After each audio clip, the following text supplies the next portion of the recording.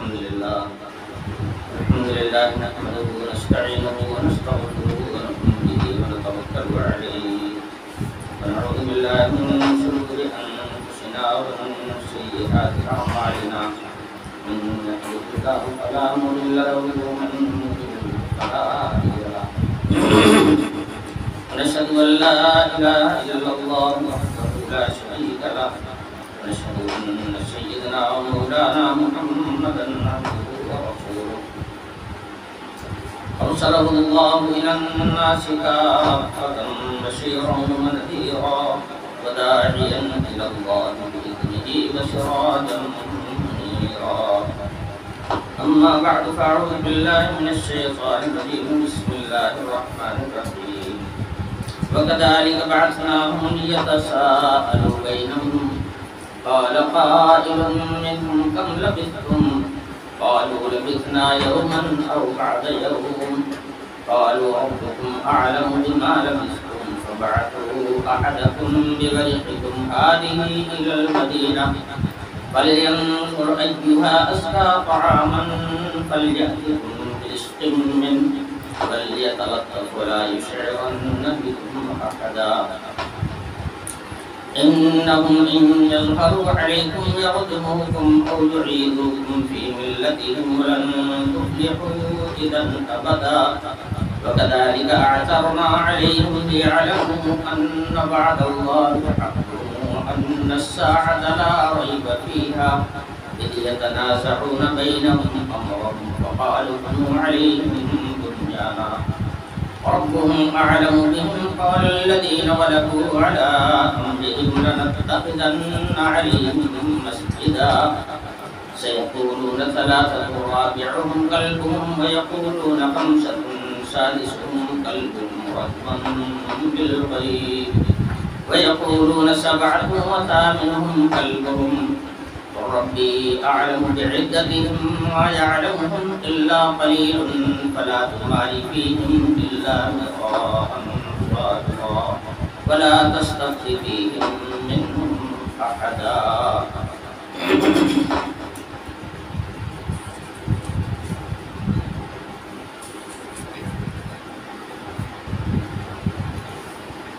سلسلہ چل رہا ہے اصحاب کہف کے واقعے کا۔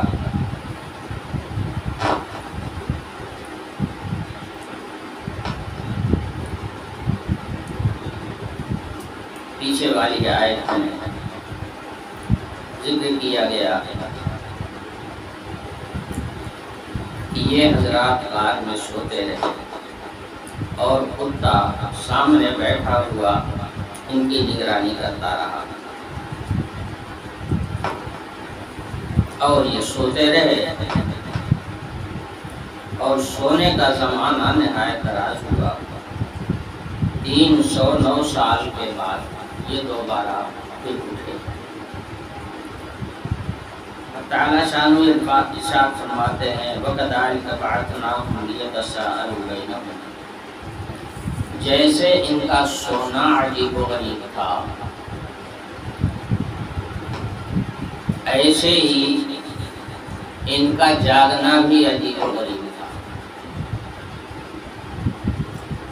تو جیسے عجیب انداز پر یہ 309 سال تک سوتے رہے، یہ دنیا کی عجائبات میں سے ہے اور حق تعالی شانہ کی قدرت کی کھلی ہوئی دلیل ہے۔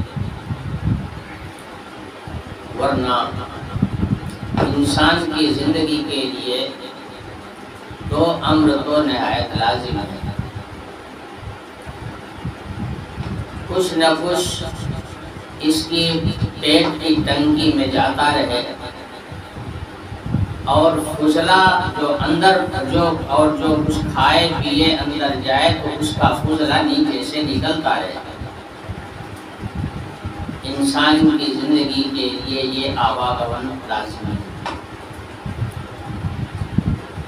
اگر اوپر سے پیٹ میں جانے کا سلسلہ بند ہو گیا تو بھی دنیا جانتی ہے کہ اس کا انجام موت ہے،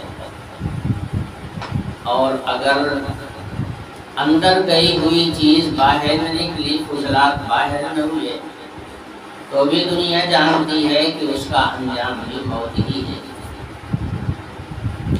اس لیے کہ اندر پیٹ میں گئی ہوئی غذا اگر اس کے فاضل مادے فضلات اس کے باہر نہ ہوئے تو پیٹ پھول جائے گا اور بھر جائے گا، تعفن پیدا ہو کر کے پیٹ کیا پورا جسم برباد ہو جائے گا۔ تو یہ آواگمن انسان کی زندگی کے لیے ایک لازمی امر ہے۔ یہ تو عادی اور اسباب کی دنیا میں ہے، باقی حق تعالی شان کی قدرت تو اسباب سے اوپر ہے۔ ان کو اپنی قدرت ظاہر کرنے کے لیے کسی اسباب کی محتاجی نہیں ہے، وہ بغیر سبب کے بھی اپنے صرف لفظ کن سے بڑی بڑی چیزوں کو وجود بخش دیتے ہیں۔ اب ان کی اسی قدرت کو جو سمجھ جاتا ہے اسے ایمان نصیب ہوتا ہے، اور جو نہیں سمجھ پاتا ہے وہ ایمان سے محروم رہتا ہے۔ حق تعالی شان فرماتے ہیں جیسے ان کا سونا عجیب تھا، بھلا اتنا زمانے تک کوئی سوئے اور پھر زندہ بھی رہے، ایسا تو زمانے میں نہ کبھی رہا ہے اور نہ کبھی سننے میں آیا ہے۔ اور اگر یہ کہوں کہ نہ کبھی ایسا ہوا ہے نہ آئندہ ایسا ہوگا تو بھی غلط نہیں ہوگا۔ تو جیسے ان کا سونا عجیب تھا ایسے ہی ان کا جاگنا بھی عجیب تھا کہ زندہ رہے اور 309 سال کے بعد وہ اٹھ کر کے اسی طرح سے کھڑے ہو گئے جیسے ایک آدمی شام کو سویا ہو اور صبح کو اٹھ کر کے کھڑا ہو جائے۔ اس لیے اب چونکہ یہ دونوں چیزیں اپنی گویا تعجب خیزی میں ایک جیسی ہیں، ایک دوسرے کے مثل ہیں، اس لیے تعالی شان تمثیل کا لفظ استعمال فرماتے ہیں، وَكَذَلِكَ بَعَثْنَاهُمْ، ایسے ہی ہم نے ان کو اٹھا کر کھڑا کر دیا۔ لِيَتَسَاءَلُوا بَيْنَهُمْ، کھڑا کر دیا اور وہ آپس میں ایک دوسرے سے پوچھنے لگے۔ کیا پوچھنے لگے؟ قَالَ قَائِلٌ مِّنْهُمْ كَمْ لَبِثْتُمْ، ایک ان میں سے کہنے، اب دیکھیے میں نے ایک بات بتائی تھی آپ کو کہ سوئے تو سوئے بھی ایک ساتھ اور جب اٹھے تو اٹھے بھی ایک ساتھ، جو کچھ ہو رہا ہے سب کا ایک ساتھ ہو رہا ہے۔ یہ کیا کم تعجب خیز ہے؟ ایسا بھی تو ہو سکتا تھا 150 سال پہلے جاگ گیا ہوتا، دوسرا تو کچھ دنوں کے بعد جاگ جاتا، تیسرا پھر جاگ جاتا، اس ترتیب سے بھی تو ہو سکتا تھا، مگر ایسا نہیں، ایک ساتھ سونا ہوا اور ایک ہی ساتھ بیدار ہونا ہوا۔ تو یہ بھی تو نہایت تعجب خیز بات ہے۔ بہرحال جب یہ لوگ بیدار ہوئے تو آپس میں کہنے لگے کم لبثتم، اتنا زمانہ ہم لوگ سوتے رہے، اس سونے کی حالت پر تم لوگ کتنا ٹھہر گئے۔ اصل میں وجہ یہ ہوئی تھی کہ جب یہ لوگ سوئے تھے تو شاید صبح کا وقت تھا اور جب جاگے ہیں تو شام کا وقت ہو رہا تھا، سورج ڈوبنے کے قریب ہو رہا تھا۔ سورج کی روشنی سے ظاہر ہو جاتا ہے کہ سورج طلوع ہو رہا ہے کہ سورج غروب ہو رہا ہے۔ روشنی جب کہیں پہنچتی ہے سورج کی تو چاہے وہ کرن پہنچے یا نہ پہنچے، صرف روشنی سے بھی اندازہ ہو جاتا ہے کہ غروب ہو رہا ہے کہ طلوع ہو رہا ہے۔ وقت میں ایک تاثیر ہوتی ہے، اس تاثیر سے بھی سمجھ میں آتا ہے، اور قرائن ہوتے ہیں، ان قرائن سے بھی سمجھ میں آ جاتی ہے بات۔ تو بعض لوگوں نے کہا کہ بھئی صبح سوئے تھے اور شام ہو گئی تو دن کا کچھ حصہ ہم لوگ سوئے۔ بعض لوگ کہنے لگے نہیں، ایسا نہیں ہے، ہم لوگوں کا سونا دراز ہوا ہے، ایسا لگتا ہے کہ جیسے کل ایک دن پہلے سوئے تھے اور ایک دن سے زیادہ یعنی 24 گھنٹہ گزر چکا، 24 گھنٹے کے بعد اگلے دن ہم لوگوں کی آنکھ کھل رہی ہے۔ بالوں کے کہنے لگے۔ اس کے بعد جب انہوں نے اپنے بالوں کو دیکھا، ناخنوں کو دیکھا، اور یہ جو مدت کے ساتھ ساتھ چیزیں بڑھتی رہتی ہیں ان پر نظر گئی تو کہنے لگے نہیں بھائی، تو ایسا لگ رہا ہے کہ جیسے ہم لوگ کافی زمانے تک سو گئے، کافی زمانہ سونے کے بعد میں ہم لوگ اٹھے، یہ دیکھو تو بال کتنے بڑے بڑے ہو گئے، یہ دیکھو تو ناخن کتنے بڑے بڑے ہو گئے۔ یہ چرچا چل ہی رہا تھا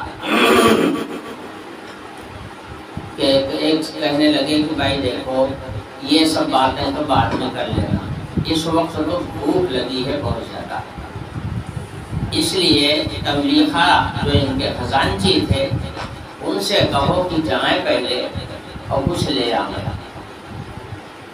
پیٹ میں کچھ پہنچے، اب دیکھیے 300 سال تک سوتے رہے تب تو بھوک نہیں لگی، اور اب جب بیدار ہوئے تو بھوک لگ رہی ہے۔ تو کہنے لگے کہ اس بحث کو چھوڑو، قالوا ربکم اعلم بما لبثتم، اس کی صحیح صورتحال تو اللہ پاک ہی جانتے ہیں کہ ہم لوگ کب تک سوئے، کتنا زمانہ سوئے، تھوڑی دیر سوئے کہ زیادہ، یہ تو اللہ کے اوپر چھوڑو، اللہ ہی جانتا ہے، اس کو یہاں کوئی بتانے والا نہیں ہے اور نہ ہم لوگ اس کو سمجھ سکتے ہیں، تو اس کو تو اللہ کی طرف چھوڑو، اللہ ہی جانتا ہے کہ کتنی دیر سوتے رہے۔ تملیغہ سے کہو کہ جائیں اور کچھ لے آئیں۔ یہ سکے جو اپنے پاس رکھے ہوئے ہیں اس کو لے کر کے شہر میں جائیں، جیسا کہ اس کے پہلے جایا کرتے، وہ تو یہ سمجھ رہے تھے کہ کل پرسوں کی بات، جیسے کل پرسوں گئے ہوئے تھے جیسے آج بھی جائیں، لیکن اس بات پر نظر رکھیں کہ حلال اور پاکیزہ چیز لے کے آئیں، اس لیے کہ کافروں کے یہاں ناپاک چیزیں بھی کھائی پی جاتی ہیں۔ ناپاک دو طرح سے ہوتا ہے، کھانے کی چیز ناپاک ہوتی ہے دو طرح سے،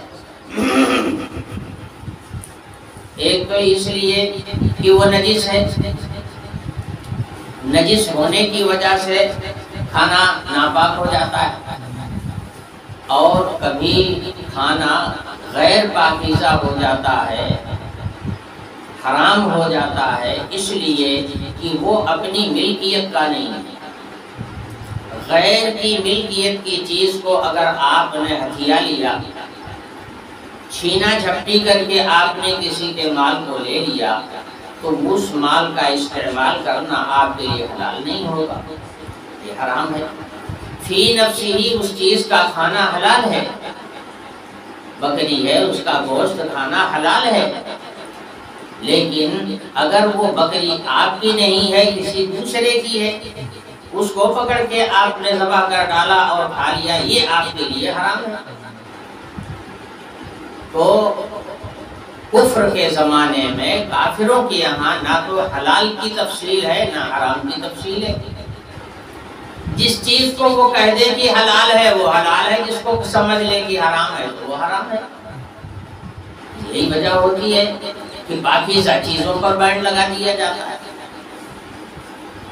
اچھی چیزوں پر بھی بین لگا دیا جاتا ہے۔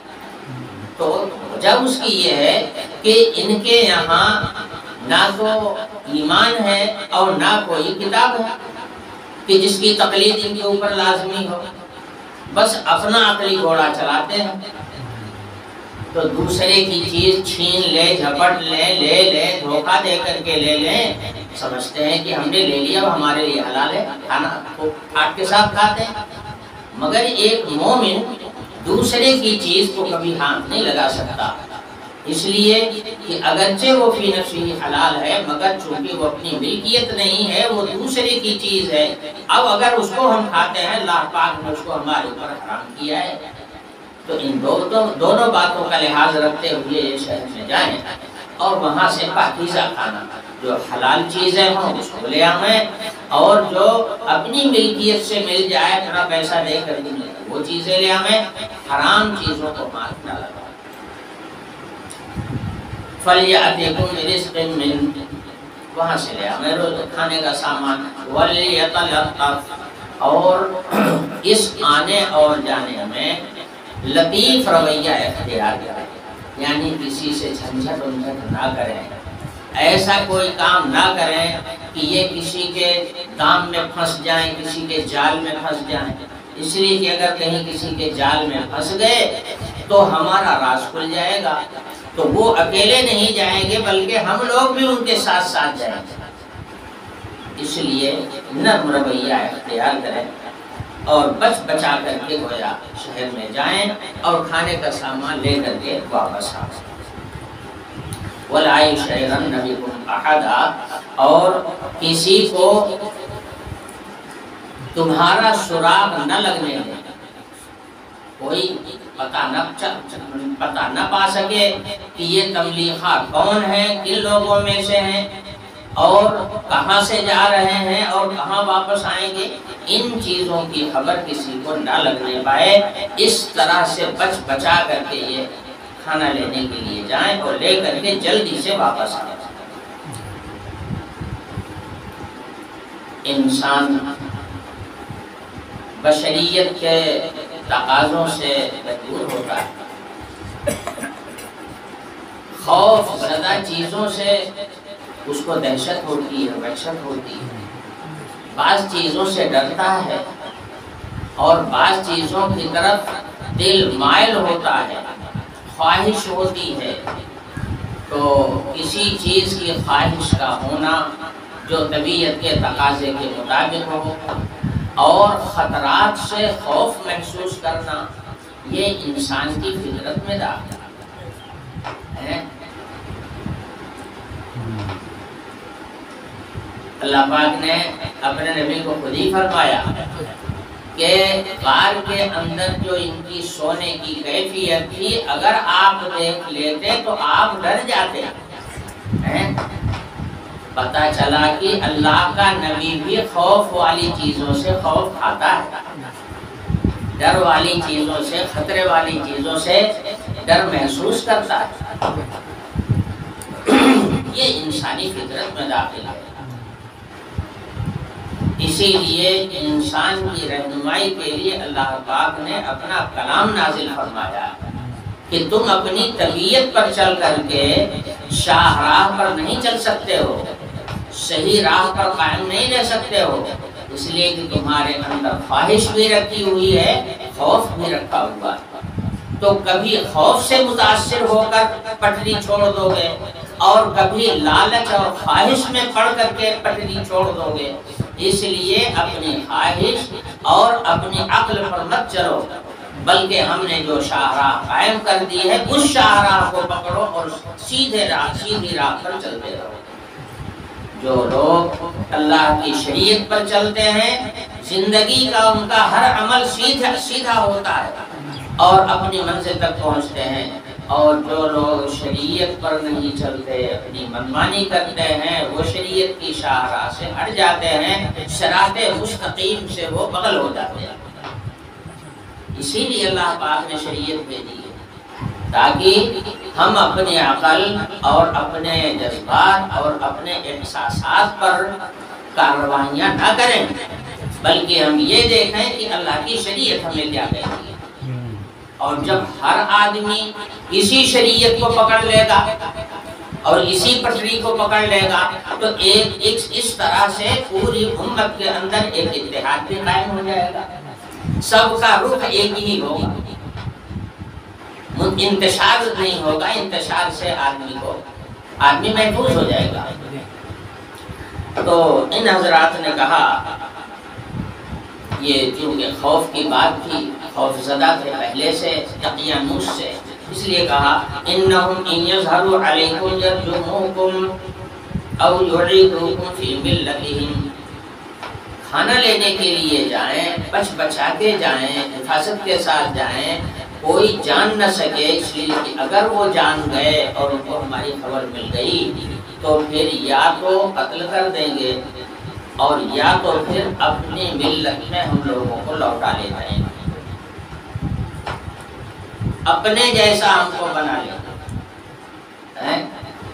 اسی پرانی ملت میں جس ملت کو ہم چھوڑ کر ایمان میں آئے ہیں اسی ملت میں ہم کو پھر یہ لوٹا کر لے جا کے کھڑا کر دیں گے، یا تو یہ کریں گے اور اگر یہ نہیں کریں گے تو قتل کر دیں گے۔ یہی دو باتوں کا اس نے اعلان بھی کیا تھا دقیانوس نے، تو خطرہ اس کا منڈلا رہا، اس لیے ذرا حفاظت کے ساتھ جائیں۔ یہیں سے پتہ چل گیا کہ اہل ایمان کو بھی خطرات سے بچنے کے لیے تدبیر کرنا چاہیے، اور خطرات سے حفاظت کے لیے تدبیر کرنا یہ توکل کے خلاف نہیں ہے اور نہ ایمان کے خلاف ہے، بلکہ ایمان کے موافق ہے۔ اہل ایمان نے ہمیشہ اسباب کو اختیار کیا ہے، اسباب کو ترک نہیں کیا ہے، تو حفاظت کے اسباب کو اختیار کرنا یہ ایمان کے خلاف نہیں بلکہ ایمان کے موافق ہے، ایمان اس کی تلقین کرتا ہے۔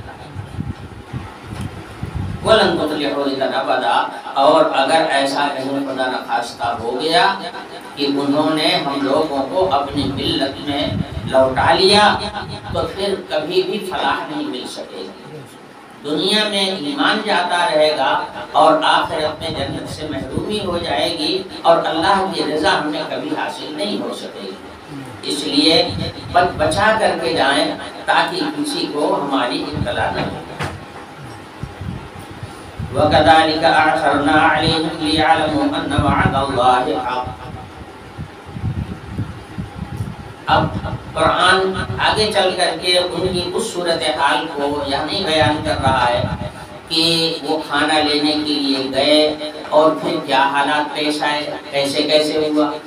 ابتدا میں اس واقعے کی پوری تفصیل میں آپ کو بتا چکا ہوں کہ کس صورتحال سے وہ لوگ گزرے تھے، لیکن قرآن تو کتاب ہدایت ہے، سارے واقعے کی ساری جزیات کو تفصیل کے ساتھ نہیں بیان کرتا، ضروری اجزاء کو بیان کرتا ہے، ورنہ بھی اتنی بڑی کتاب ہو جاتی کہ کوئی پڑھ ہی نہ پاتا۔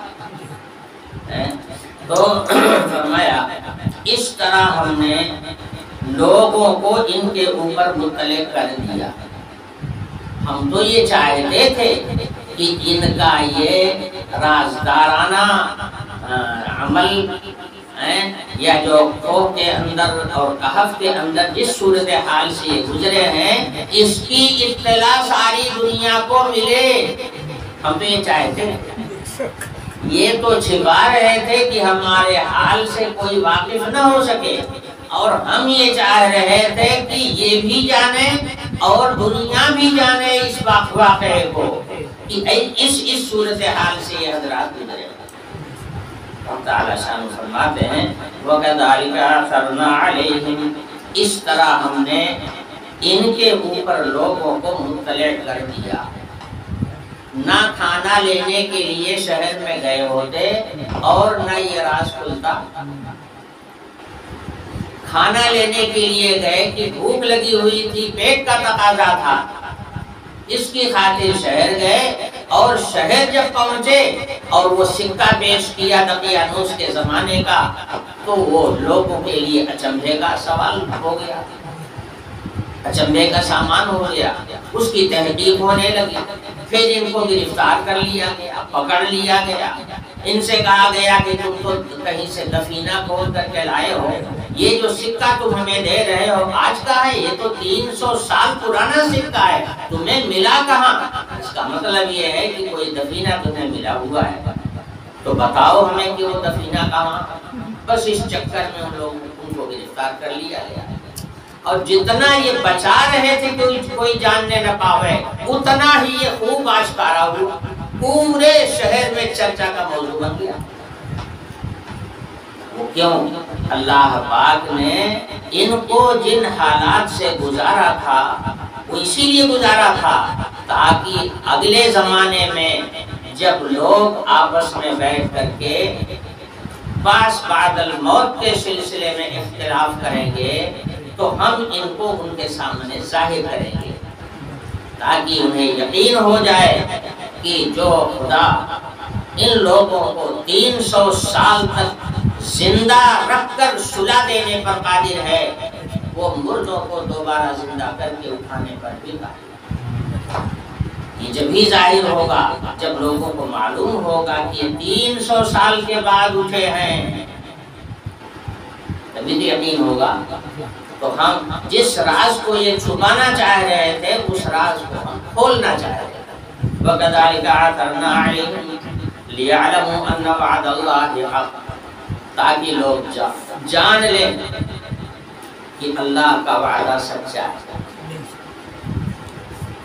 مرنے کے بعد دوبارہ زندہ کر کے اب تعالی شان ہو کے اٹھائیں گے، اور پھر زندگی کا حساب و کتاب بھی ہوگا۔ جو لوگ اس آزمائش میں کامیاب ہوں گے انہیں اللہ تعالیٰ کی رضا حاصل ہوگی، اور اللہ تعالیٰ انہیں جنت میں بھیجیں گے، اور جو لوگ اللہ کے نافرمان ثابت ہوں گے اور رضا الہی کی انہوں نے کبھی کوشش ہی نہیں کیا ہوگا، تو ایسے لوگ جو ایمان سے محروم رہے وہ ظاہر ہے کہ وہ اس امتحان میں کامیاب نہیں ہوں گے، وہ فیل ہو جائیں گے، اور فیل ہو جائیں گے تو اللہ تعالیٰ کا وہ جنت کا مقام انہیں حاصل نہیں ہو سکے گا۔ تو ہم نے ان کے واقعے کو ظاہر کیا ان کے ذریعے سے، تاکہ لوگوں کو معلوم ہو جائے کہ اللہ کا وعدہ سچا ہے۔ ان الساعۃ آتیۃ لا ریب وان الساعۃ لا ریب فیھا، اور وہ ساعت آنے میں کوئی شک و شبہ نہیں ہے۔ جو ساعت قیامت کے بعد آئے گی جس میں لوگ زندہ کر کے دوبارہ اٹھائے جائیں گے، اس میں کوئی شک کی گنجائش نہیں ہے۔ اذ یتنازعون بینہم امرہم، یہ واقعہ ہم نے اس وقت کھولا جب لوگ آپس میں جھگڑ رہے تھے اس سلسلے میں، اس سلسلے میں بعث بعد الموت کے سلسلے میں۔ کوئی کہہ رہا تھا کہ مردہ جب قبر میں چلا گیا، مٹی میں مل گیا، تو دوبارہ اس کے زندہ ہونے کا کوئی سوال ہی نہیں پیدا ہوتا، جیسا کہ آج بھی اہل کفر اور شرک اسی وادی میں بھٹک رہے ہیں کہ دوبارہ کیسے زندہ؟ ارے ظالموں، سوچو، جس خدا نے ساری دنیا سے ذرات کو اکٹھا کر کے تمہیں انسان بنا دیا، اب مرنے کے بعد کیا اس کی قدرت ختم ہو گئی ہے؟ کیا ان سارے ذرات کو پھر سے جوڑ کر کے وہ پھر انسان نہیں بنا سکتا؟ اس کی قدرت کہیں کم ہو گئی ہے کیا؟ مگر بات یہی ہے کہ بعث بعد الموت کا جو مسئلہ ہے یہ ایمان اور کفر کے لیے حد فاصل بنا ہوا ہے۔ جن کی سمجھ میں آ جاتی ہے اللہ کی قدرت، ان کو اس کے ذریعے سے ایمان نصیب ہو جاتا ہے، اور جنہیں اللہ کی قدرت نظر نہیں آتی ہے تو وہ عقلی گھوڑا دوڑاتے اور یہ کہتے بنا کہ ایسا کیسے ہو سکتا ہے؟ ایسا کبھی ہوا ہے کیا؟ کوئی مرنے کے بعد دوبارہ زندہ ہوا ہے کیا؟ کوئی آیا ہے بتایا ہے کیا؟ یہ دنیا بھر کے سوالات پیدا ہوتے ہیں، نتیجہ یہ ہوتا ہے کہ لوگ ایمان سے محروم رہ جاتے ہیں۔ تو یہ واقعہ ہم نے کھولا دنیا کے سامنے اس وقت جب یہ آپس میں جھگڑ رہے تھے بعث بعد الموت کے سلسلے میں۔ فقالوا بنوا علیہم بنیانا، پھر درمیان سے واقعے کی جزیات کو حذف کر کے قرآن آگے بڑھ کر کے کہتا ہے درمیان میں کیا گزرا؟ ان پر اطلاع ہو گئی، یہ جاگ گئے، ساری دنیا نے جان لیا، اہل شہر نے جان لیا، اس زمانے کے بادشاہ جو قید و شیش تھا اس نے بھی جان لیا، اس کے سارے سپاہیوں نے جان لیا، ساری دنیا میں اس کا شہرہ ہو گیا کہ ایسا واقعہ ہوا ہے۔ یہ لوگ جو سوئے تھے ان کو خود ہی خبر نہیں تھی کتنا دن سوئے ہیں، اللہ تعالیٰ نے اس پر بھی ان کو واقف کرا دیا کہ یہ سکہ تو 300 سال پرانا ہے، اس کا مطلب یہ ہے کہ تم یہ سکہ لے کر کے جب سوئے ہو تو اس کے بعد 300 سال کے بعد اٹھ رہے ہو۔ تو انہیں بھی ایمان میں پختگی حاصل ہو جائے گی، اور جو لوگ اس واقعے سے واقف ہوں گے انہیں ان کے ایمان میں بھی پختگی پیدا ہو جائے گی۔ اسی مقصد سے اللہ تعالیٰ شانہ نے یہ کرشمہ ظاہر فرمایا تھا۔ مگر میں نے بتایا تھا کہ جب بادشاہ بھی آ گیا، اس کے سارے سپاہی آ گئے، اس کے سارے حکام آ گئے، اور ان کی عزت تو بالا ہو گئی، سب ان کی عزت کرنے لگے، ان کو سر پر بٹھانے لگے، ان کی خدمت کو اپنے لیے باعث سعادت سمجھنے لگے۔ بادشاہ نے خواہش ظاہر کی کہ آپ حضرات شاہی محل میں چل کر کے رہیں، یہاں کھوہ کو چھوڑ دیجیے، ہم آپ کو اپنے یہاں لے چلنا چاہتے ہیں۔ تو ان حضرات نے کہا کہ نہیں، جہاں اللہ نے مجھ کو ہم لوگوں کو اتنا دن رکھا ہے اس جگہ کو چھوڑ کر کے ہم نہیں جائیں گے۔ اور اس کے کئی دن کے بعد ہوا، تاریخ خاموش ہے، لیکن بہرحال ہوا یہ کہ اسی زمانے میں بھی ان کے اوپر موت طاری ہو گئی۔ جب موت طاری ہو گئی اور یہ لوگ مر گئے، وفات ہو گئی ان کی، تو میں نے بتایا تھا کہ بادشاہ نے سونے کا تابوت بنوایا ان حضرات کے کہ ان کو یہیں رکھا جائے، مگر سونے کے تابوت، ان کا اعزاز بڑھانے کی خاطر اس نے سونے کے تابوت بنانے کا آرڈر دیا۔ سونے کا تابوت بن گیا، اس کے اندر ان کی لاشوں کو رکھ دیا گیا اور بادشاہ چلا گیا۔ دوسرے دن بادشاہ پھر آیا، اس نے رات میں خواب دیکھا کہ یہی حضرات آئے خواب میں، اور انہوں نے کہا کہ دیکھو ہم لوگوں کو اللہ نے مٹی سے بنایا ہے، سونا چاندی سے نہیں بنایا، ہمارے لیے موافق جو ہے وہ مٹی ہی ہے، اس لیے ہمیں اس سونے اور چاندی سے نکال کر کے ہمیں اسی مٹی میں رکھ دو۔ بادشاہ نے خواب دیکھا، اب ظاہر ہے کہ یہ عجیب و غریب خواب تھا، ایسا خواب تو اس نے کبھی دیکھا ہی نہیں تھا، اسے یقین ہو گیا۔ پھر وہ اپنے پورے لشکر کے ساتھ آیا اور کہا کہ بھائی ان لوگوں کو سونے کے تابوت سے نکال کر کے مٹی اسی زمین پر ہی ان کو لٹا دو، جس طرح سے اب تک لیٹے ہوئے تھے ویسے ہی ان کو لٹا دو۔ بہرحال اب تو سب کو یقین ہو گیا کہ اب ان کو موت آ چکی، تو آپس میں لوگ کہنے لگے کہ بھائی یہاں پر ان کی یادگار میں ہم ایک مسجد بنائیں گے۔ اصل میں پچھلے زمانے میں یہود و نصارہ کے یہاں یہ دستور رہا ہے کہ کوئی بڑا اللہ والا، کوئی ولی اور قطب کسی جگہ پر ہوتا اور اس کی موت ہو جاتی تو زندگی میں لوگ اس کے پاس آیا کرتے تھے دعاؤں کے لیے، ان سے فیض حاصل کرنے کے لیے، ان سے علم حاصل، ان کے پاس آتے تھے، فائدہ اٹھاتے تھے۔ لیکن جب وہ وفات کر جاتے تھے تو اسی جگہ پر ان کی قبر بنا کر کے ان کی قبر کے اوپر وہ کوئی عبادت خانہ بنا دیا۔ یہودیوں کے یہاں ان کا عبادت خانہ بنتا تھا، اور نصارہ کے یہاں یہ کلیسا، یہ گرجا گھر بنتا تھا، یہ ان کا عبادت خانہ تھا۔ تو اس زمانے میں یہی دستور تھا کہ کسی اللہ والے کے موت کے بعد اس کی قبر کے اوپر لوگ عبادت خانہ بنا لیتے تھے، تاکہ ہمیشہ یہاں پر عبادت ہوتی رہے اور اس کا اجر اور اس کی برکتیں صاحب قبر کو حاصل ہوتی رہے۔ یہ دستور تھا۔ تو لوگ کہنے لگے ان سے بڑا اللہ والا دنیا میں کون ہوگا، ان سے زیادہ قابل استفاضہ کون ہوگا، اس لیے کہنے لگے کہ ہم ان کے اوپر یہاں پر مسجد تعمیر کریں گے۔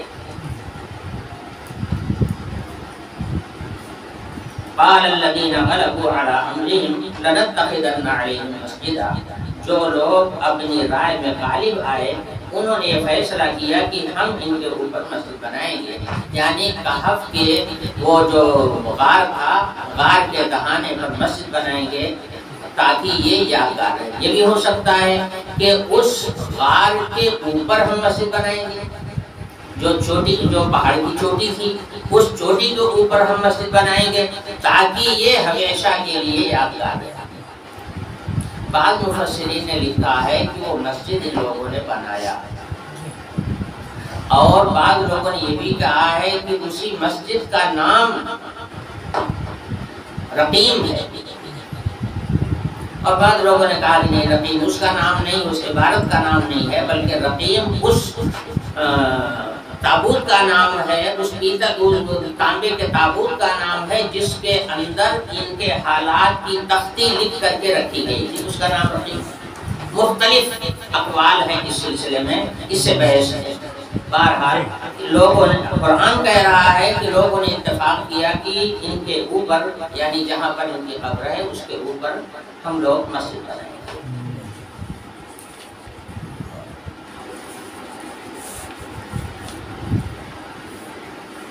اصل چیز تھی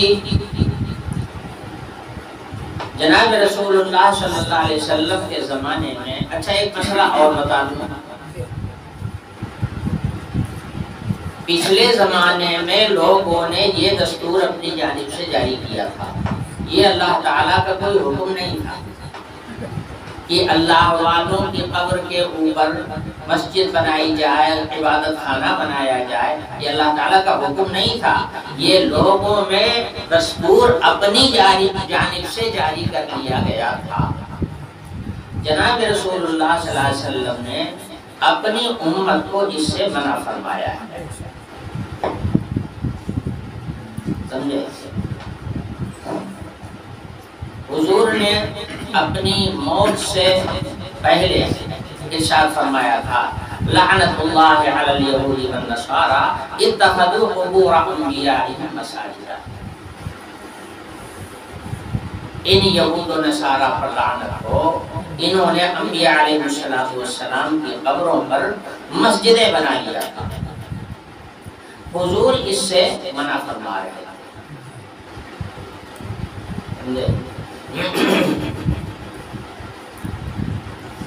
کیا ہے وہ حدیث؟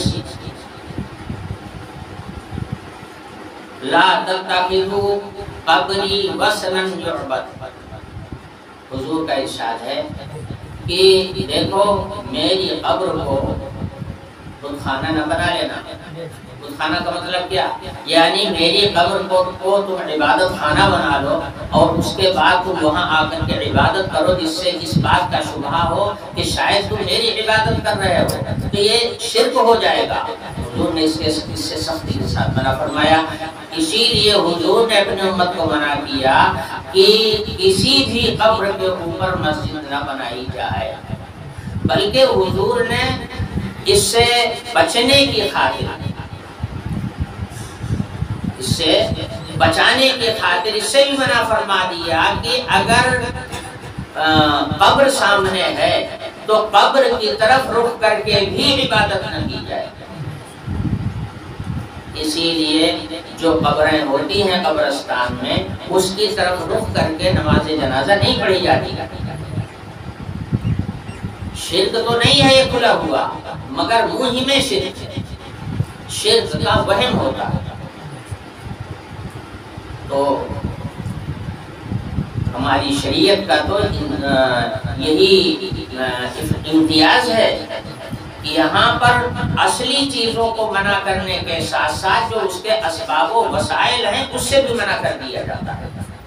تو جب حضور نے اس سے بھی منع فرما دیا کہ کسی قبر کی طرف رخ کر کے بھی عبادت مت کرو، منہ ہی میں شرک ہے، تو بھلا قبر کے اوپر مسجد بنانے کی اجازت کہاں سے مل جائے گی؟ اور حضور نے صراحتاً منع بھی فرما دیا، دیکھو میری قبر کو بت نہ بنا لینا کہ تم اس کے اوپر عبادت کرنے لگو۔ حضور نے اپنی امت کو اسے منع فرمایا۔ پچھلے زمانے میں یہ ایسا دستور تھا، مسجدیں بنائی جاتی تھی اولیاء کی قبروں کے اوپر، انبیاء کی قبروں کے اوپر۔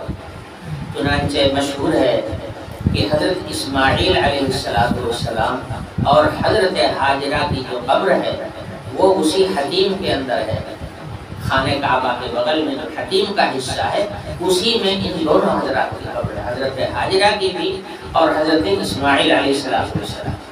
تو چونکہ اس زمانے میں دستور تھا اس لیے ایسا ہوا، اس امت میں ممنوع ہے، اللہ کے رسول نے اسے منع فرما دیا۔ حضور اکرم صلی اللہ علیہ وسلم کے زمانے میں جب یہ واقعہ چرچے میں آیا، اور چرچے میں آنے کی وجہ یہ ہوئی تھی کہ نجران کا ایک وفد حضور کی خدمت میں آیا تھا، انہی مذہبیات کے امور پر بحث کرنے کے لیے حضور سے گفت و شنید کر رہا تھا، مذہب کے سلسلے میں، اپنے مذہب کے سلسلے میں، اور یہ نیا آیا ہوا جو مذہب تھا مذہب اسلام، اس کے سلسلے میں یہ گفتگو کرنے کے لیے کچھ لوگ آئے تھے۔ دوران گفتگو میں یہ مسئلہ چھڑ گیا کہ یہ بتائیے کہ اصحاب کہف کی تعداد کتنی، وہ کتنے آدمی تھے جو غار میں اپنے ایمان کی حفاظت کے لیے روپوش ہوئے تھے، ان کی تعداد کتنی؟ آئے ہوئے لوگوں میں جو زیادہ علم رکھنے والے راہب تھے، ان میں سے ایک کا نام سید تھا اور ایک کا نام عاقب تھا۔ سید نے کہا ثلاثۃ رابعہم کلبہم، وہ تین تھے اور چوتھا ان کا کتا تھا۔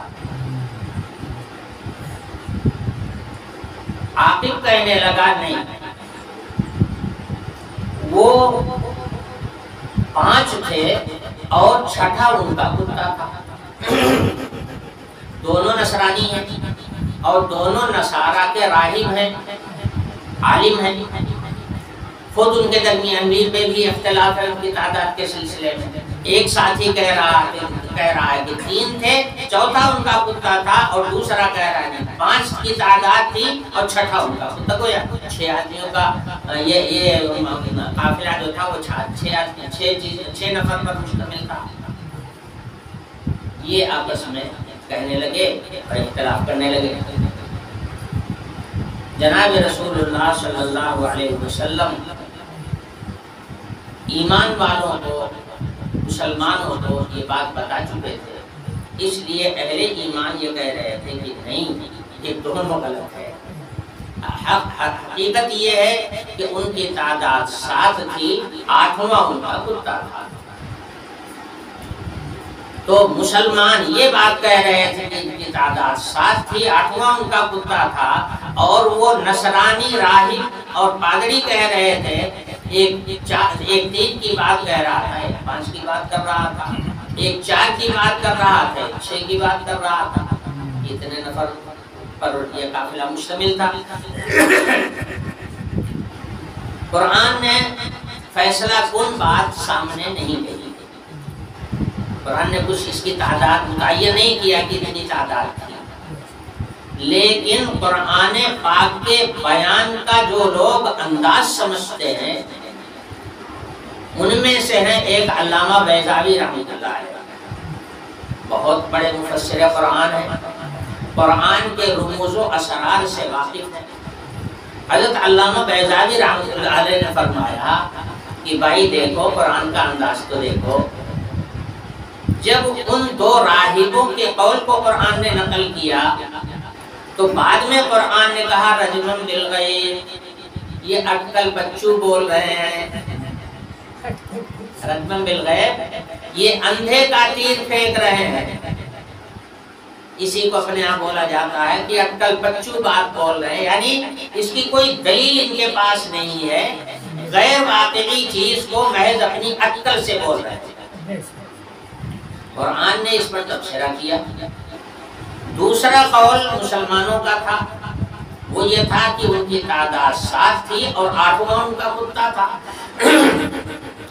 قرآن نے جب اس کو نقل کیا تو اس کے بعد قرآن نے اس کے اوپر کوئی تبصرہ نہیں کیا، یہ نہیں کہا کہ یہ بات بھی اٹکل بچو ہے، ان کی باتوں کو تو اٹکل بچو کہا، ان کی بات کو اٹکل بچو نہیں کہا۔ اس سے اندازہ ہوتا ہے کہ اہل ایمان کا جو دعویٰ تھا کہ ان کی تعداد 7 تھی 8واں ان کا کتا تھا، یہی صحیح ہے۔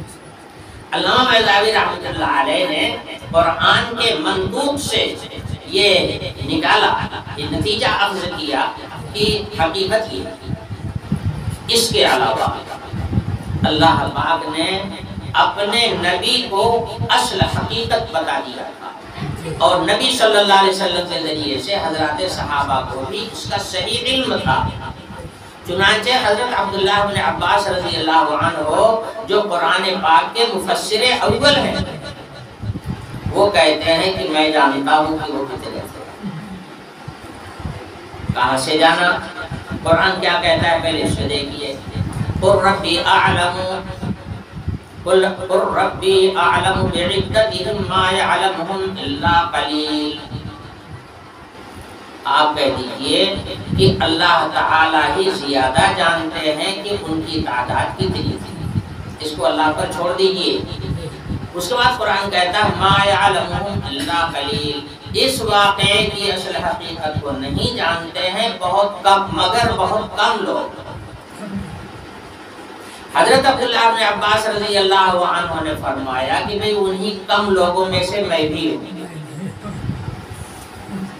جو اس واقعے کی اصل حقیقت کو جاننے والے بہت کم لوگ ہیں۔ اللہ کا شکر ہے کہ میں انہی کم لوگوں میں سے ہوں، یعنی اس واقعے کی اصل حقیقت کو میں خوب جانتا ہوں۔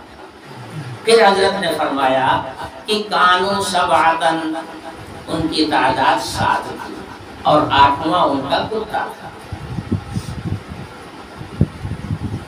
آگے قرآن نے منع فرمایا کہ دیکھو ایسی چیز ہے جس سے آپ کی عملی زندگی کا کوئی تعلق نہیں ہے، محض ایک معلوماتی چیز ہے، اس کے اندر اتنا زیادہ جھگڑا بکھیڑا کرنا اور اتنا زیادہ منہمک ہو جانا یہ کوئی اچھی بات نہیں ہے۔ وقت لگاؤ، بحث کرو اور راز تک پہنچنے کی کوشش کرو، حقائق معلوم کرنے کی کوشش کرو ان مسائل کے جن مسائل کا تعلق آپ کے عملی زندگی سے، اعتقادی زندگی سے ہے، شریعت کے احکام سے ہے، وقت اس میں لگاؤ۔ اب اصحاب کہف کی تعداد کتنی تھی؟ 3 تھی کہ 5 تھی کہ 7 تھی، بہت معلوم بھی ہو جائے گا تو پھر تمہارا دینی کون سا فائدہ ہوگا اس سے؟ یہ واقعہ تو قرآن نے صرف آپ کے ایمان کی تقویت کے لیے بیان کیا ہے، اجمالی واقعہ معلوم ہو گیا، تقویت ایمان کے لیے کافی۔ اب اس کی پوری تفصیلات میں جرح کرنا، وقت لگانا اور اسی کے پیچھے پڑا رہنا، قرآن نے اسے منع کر دیا۔ بعض چیزیں صرف معلوماتی ہوتی ہیں، سمجھے؟ ایک صاحب مجھ سے کہنے لگے کہ بتائیے مولانا صاحب بتائیے وہ زمین کون سی ہے جہاں سورج صرف ایک دن نکلا ہے؟ اب بتائیے اس مسئلے کا تعلق آپ کی عملی زندگی سے کیا ہے؟ کیا ملے گا اس بات کو اگر جان بھی لوگے تو کیا ملے گا، اور نہیں جانو گے تو نقصان کیا ہوگا؟ وہ کون سا کتا ہے جو جنت میں جائے گا؟ اب لوگ اس قسم کی پہیلیاں چھوڑتے ہیں اور ان کے دماغ کا جائزہ لیتے ہیں۔ اب دماغ کیا؟ معلومات کا جائزہ لیتے ہیں۔ کوئی ضروری ہے کہ ساری معلومات کسی کو ہو؟ ساری معلومات والا تو دنیا میں کوئی پیدا ہی نہیں ہوا۔ اللہ جو سب سے بڑا علیم و خبیر جو ذات ہے وہ صرف اللہ پاک کی ہے، اللہ پاک کے علاوہ کوئی علیم و خبیر نہیں ہے۔ تو یہ واحد قسم کی باتیں ہوتی ہیں، اس کے چکر میں پڑے رہتے ہیں۔ بتائیے آدم علیہ السلام، حضرت ابراہیم علیہ السلام کی اماں کا کیا نام تھا؟ حضرت عیسیٰ علیہ السلام کی نانی کا کیا نام تھا؟ واحد باتیں واقعے سے تعلق رکھتی ہیں، ٹھیک ہے؟ وہ واقعہ آپ پڑھیے، تفسیر پڑھیے، تاریخ پڑھیے، سیرت پڑھیے، معلومات ہو جائے گی اگر آپ کو اتنا فکر ہے۔ مگر یہ پہیلیاں چھوڑتے رہنا، ایک دوسرے کے سامنے اس قسم کے سوالات پیش کرتے رہنا، یہ اس سے تو کوئی بھی فائدہ نہیں ہے، نہ دنیا کا فائدہ نہ آخرت کا فائدہ۔ تو حاصل کیا؟ اس لیے قرآن کہتا ہے لا تماری فیہم الا مراء ظاہرا، چونکہ لوگ آپس میں بحث کرنے لگے، قرآن نے منع کیا نہیں اس میں بحث مت کرو، اس میں وقت ضائع مت کرو۔ ہاں ظاہری طور پر، سرسری طور پر صرف زبانی اختلاف ہو گیا، تم نے اپنی بات کہہ دیا، اس نے اپنی بات کہہ دیا، جاؤ اپنے اپنے گھر، کیا لینا دینا ہے؟ کون سا عقیدہ متاثر ہو رہا ہے، کون سا عمل متاثر ہو رہا ہے، چھوڑو اس کو۔ وَلَا تَسْتَفْتِ فِيهِم مِّنْهُمْ أَحَدًا، اور دوسری بات یہ ہے کہ ان کے سلسلے میں کوئی حقیقی بات بتائے گا، کس نے دیکھا تھا ان کو غار کے اندر، کون سی کتاب لکھی گئی تھی اس کے بعد، یا آسمانی کتابیں دو نازل ہو چکی تھی اس کے پہلے، تورات اور انجیل پہلے نازل ہو چکی ہیں، اس کے بعد یہ واقعہ آ رہا ہے۔ قرآن پاک کے اندر ان کے مسئلے کو بیان بھی کیا گیا تو صرف عبرت اور موعظت کے لحاظ سے، عبرت و موعظت کے مقصد سے وہ حصے بیان کیے گئے جو ہماری عبرت اور موعظت سے تعلق رکھنے والے، وہ حصے تفصیل کے ساتھ قرآن میں بیان کر دیے گئے۔ تو جو لوگ اہل قرآن ہیں، جو لوگ اہل ایمان ہیں، رسول اللہ صلی اللہ علیہ وسلم کا ایمان رکھنے والے ہیں، حضور کی زبان سے سن کر کے اصل حقیقت کو جانتے ہیں۔ پیچھے کے لوگ اگر نہیں مانتے تو نہ مانیں، ان کے پیچھے پڑنے کی ضرورت نہیں ہے۔ تو اس طرح سے غیر واقعی چیزوں میں وقت لگانا اور وقت کو ضائع کرنا کوئی اچھی بات نہیں ہے۔ جو عقائد سے، اعمال سے تعلق رکھنے والی ہیں، احکام شرعیہ سے تعلق رکھنے والے امور ہیں، وقت آدمی کو اس میں لگانا چاہیے، اس لیے قرآن نے منع کر دیا۔ فَلَا تَسْتَفْتِهِمْ أَحَدًا، ان کے سلسلے میں ان لوگوں سے آپ پوچھیں گے کیا بتائیں گے، کیا جانیں؟ اصل حقیقت کو اللہ ہی جانتا ہے، باقی کوئی نہیں ہے۔ وآخر دعوانا